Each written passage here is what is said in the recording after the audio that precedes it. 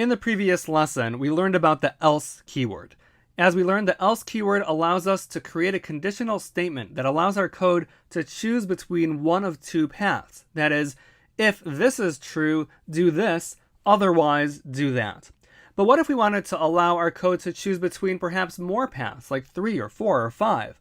That's where we have a new keyword, which I will introduce to you now, called else if. And this is how it works. Let's look at this example. On line 1, we create a variable x, which holds the number 5. On line 2, we begin our conditional statement, which here states, if x is equivalent to 10, then execute the code on line 3, which is to print the number 1 to the terminal. Here we have the new keyword else if on line 4. Else if x is equivalent to 20. But first we said if x is equivalent to 10, print 1. But here we're saying, if, however, x is actually 20, now we're going to execute the code on line 5, which is to print the number 2 to the terminal. And then we run into our else clause on line 6, which says if x is neither 10 nor 20, basically if neither of the two previous conditions have been met, then we will execute the code on line 7, which is to print the number 3 to the terminal. So following our flowchart analogy, we are giving our code the choice of one of three paths. If x is 10, print 1. However, else if it's 20, then print 2. Otherwise, if it's neither 10 nor 20, let's go to this third option, which is to print the number 3 to the terminal. So if you think about it, else if and if really have the same meaning. It's just that the creators of Ruby decided to choose this particular syntax, which is that when you begin a conditional statement, you must use the term if. However, for all future clauses, you cannot just say if, you have to say else if. And those are simply the arbitrary rules of the Ruby language. I'd also like to make special note of the weird spelling of else if, right? It's ELSIF, one word. Again, this is another arbitrary rule made by the creators of the Ruby language. Now I want to re-emphasize the meaning of the else keyword, which we have here on line 6. If you choose to add an else clause to your conditional, it will only appear once at the end, because the meaning of else is basically that if none of the previously mentioned conditions are met, then we are doing this fallback to do, in this case, line 7, which is to print the number 3 to the terminal. So it only makes sense to have an else at the end of your conditionals. So you'll have if, else if, and if neither of those two conditions have been met, then finally, else will print 3 to the terminal. Now, there's nothing stopping us from adding more else ifs. So here we have 3 potential paths, but you can add 4, 5, and really an infinite number of paths. So let's add a new path.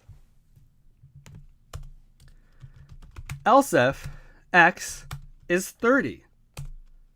Then we'll print the number 100 to the terminal. So here we have 4 paths, right? If x is 10, we'll print 1. If x is 20, we'll print 2. If x is 30, we'll print 100. And else, if it's none of the previous conditions, that is, if x is not 10 and it's not 20 and it's not 30, then we'll end up printing 3 to the terminal. Now let's actually go ahead and run this code, since we haven't done that yet. As you can see, we get the number 3 to the terminal. And that's because in this case, x is 5. So it isn't 10, 20, or 30. And therefore, it goes to the else clause, which ends up printing 3 to the terminal, as we see on line 9. Now, if we changed the value of x to be, let's say, 20, then obviously, we'll get 2 to the terminal because it is the second path, the one mentioned on line 4 and 5. It is that path that gets executed in this case. So when it comes to constructing conditional statements, all you need at the bare minimum is a single if. If you want to add more clauses, you can add else ifs or else. You don't need an else. You can also just have else if. So let's try that. So here on line 2, we say if x is 10, print the number 1 to the terminal. Else if x is 20, then print the number 2 to the terminal. In this case, if we run the code, we will get 2. What happens if we change x to something totally different, like 37? Then we simply get nothing in the terminal. Why is that? Let's analyze what we have in front of us. So line 2 says, if x is 10, print 1. X right now is 37, so we're not going to end up printing 1 to the terminal. Then we move on to else if x is 20. X isn't 20 either, it's 37. So we end up bypassing lines 3 and 5 and nothing gets run. So if you want some path to be gone down, we can add an else keyword and print, let's say, 3 to the terminal. So in this case, since x is 37, the first path doesn't get executed, the second path doesn't get executed. So else, otherwise, if neither of the previous conditions have been met, then this is the fallback catch-all clause that will allow line 7 to get executed, and 3 will get printed to the terminal.